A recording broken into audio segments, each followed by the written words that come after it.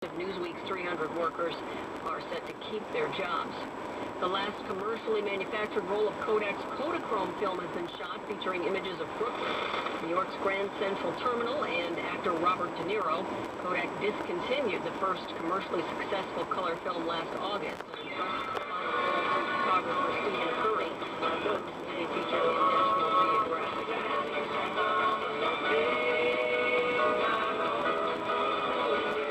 Crude oil prices are up 3.25% at $81.54 a barrel. 10-year Treasury note down, 3/8 of a point with a yield at 2.94%. Again, the Dow is up 189 points. I'm Marcy Norton at the Wall Street Journal for WCBS News Radio 880. WCBS News Time, 1:56. The day finally came when I outgrew my neighborhood bank. I now have a family, a business, and 2 mortgages to juggle. Frankly, I needed a bank with more capabilities, but I didn't want to give up the personalized service I'd become so used to over the years. A friend suggested First Republic. He raves about them. So I go on down and was greeted by the nicest woman who offered me fresh-baked cookies. Talk about first impressions. Then I sat down with the banker, and she explained all of their products without pushing them on me. It was hard not to say yes right there, but I just needed a few days. In the meantime, she'd sent me a card thanking me for my time. Nothing made me feel more welcome. Now, First Republic may be bigger than my old neighborhood bank, but it sure has that neighborhood feel. Personalized service, customized solutions, quick decisions. At First Republic, it's a privilege to serve you. Member FDIC. Traffic and weather together coming up. New York Presbyterian was just recognized by U.S. News & World Report as one of the best hospitals in the country for both adult and children's health care. And it's the only one in New York named to the honor roll of best hospitals for 10 years running. More at nyp.org.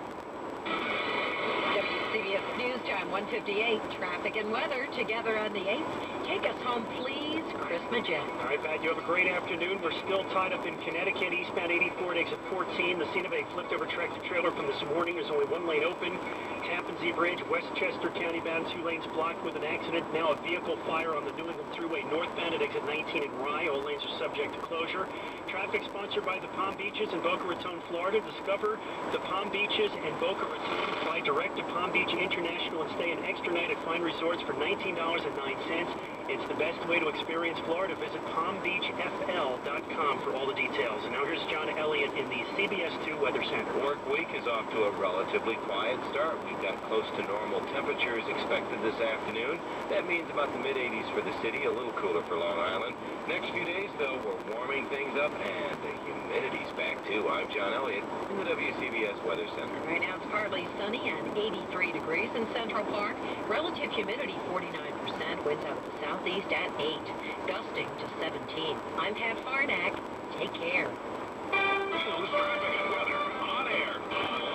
We are News Radio, WCBS, New York. Good afternoon, Monday, August 2nd. I'm Steve Scott. Here's the latest from the WCBS newsroom. 2 little girls are doing better now after they were stabbed, allegedly by their aunt, in their home in Katona. The teenager's been arrested in the latest next month. In our Eye on Politics at 2:11, President Obama says the war in Iraq is one done. An 18th century ship recently unearthed at Ground Zero is making another voyage to Maryland, where it will be reassembled. And American Idol hopefuls are lining up for their wristbands today at the Meadowlands. We'll take you there at 2:20. Yankees are home against Toronto tonight, a 6:30 pregame on WCBS. The Mets play in Atlanta. WCBS News Time, 2 o'clock.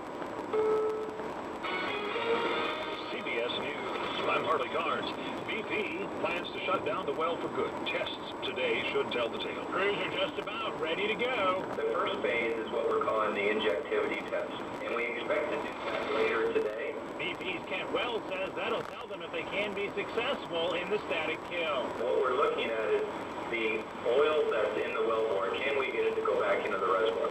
He says if they find they can do it, they'll pump synthetic mud into the well to push that oil back into the earth and hopefully follow that with cement to concrete it shut. Dave Cohen for CBS News, New Orleans. President Obama says the war is ending in Iraq for the U.S. Next month, we will change our military mission from combat to supporting and training Iraqi security forces. He says he's keeping his campaign promise.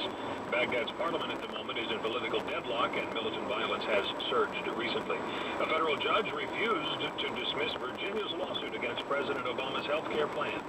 And the indication from the judge is there is strength in the argument that the government cannot require citizens to buy anything. Virginia Attorney General Ken Cuccinelli. On a bipartisan basis, the federal government for the last decade has been getting too big for its constitutional britches, and the states need to push back. More than a dozen other states have also filed suit to challenge, and several more say they may. The huge state of Texas is a pretty red state today, looking at the weather maps. Temperatures soaring over 100 degrees again in most of the state. Daniel Phelps in the city of Weatherford. We will have bottled water available for those people who do become in need of that. A broken pipeline shut down the water supply. Town officials say it'll take some time to make repairs. Mitch Miller almost made it to 100, but 99 was it. Dead after a short illness in New York City. Hey, don't just sit there. Come on and sing. Mitch Miller became a household name in the 1960s with his TV show Sing